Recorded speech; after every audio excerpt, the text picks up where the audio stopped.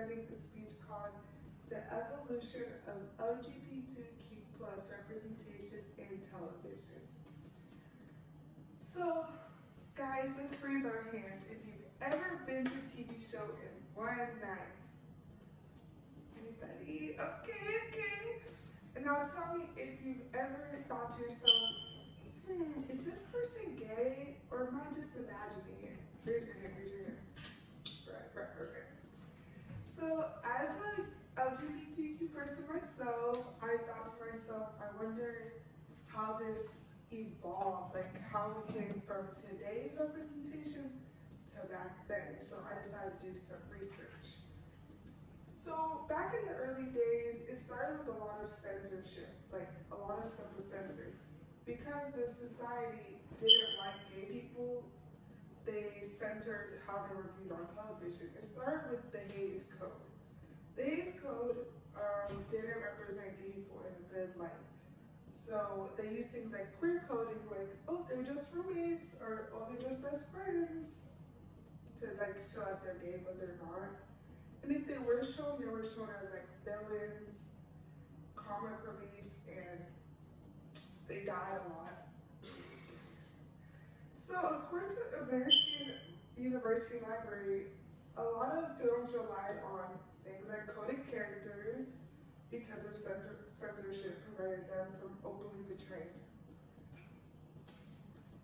That brings me to when TV started changing. This started with Ellen in 1997, where she came out as queer, and her character on the show also came out as queer. This was a big step for mainstream TV. Another show was Will and Grace. It showed an openly gay lead and always good representation. Another show, L Word, which showed a lot of lesbian stories, and it had a big impact because it showed less stereotypes and more realistic stories. According to Oprah Daily, shows like L Word and Modern Family help shift LGBTQ plus narratives and stereotypes to develop individuals. That brings me to television today. Shows like Heartstopper, Pose, and Schitt's Creek, they show more real stories, more diversity, more race, more different types of genders and sexual orientations.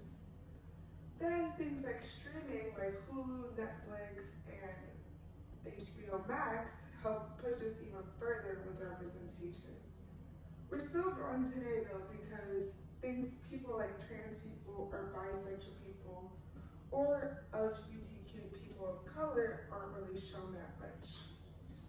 According to researches by Bond and Comp, exposure in gay TV became a lot more diverse due to influences from streaming.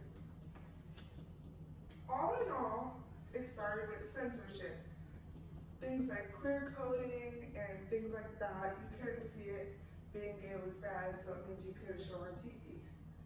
Now we have more authentic stories, real life people with real life stories, and that's why I want to let you know. Just remember, when there's one more episode, this isn't just television. This is society. It reflects how society has changed and representation and things of that nature. And that's why it's just so important that we just keep going and pushing forward and doing things like that. Thank you so much. Thank you so much for listening.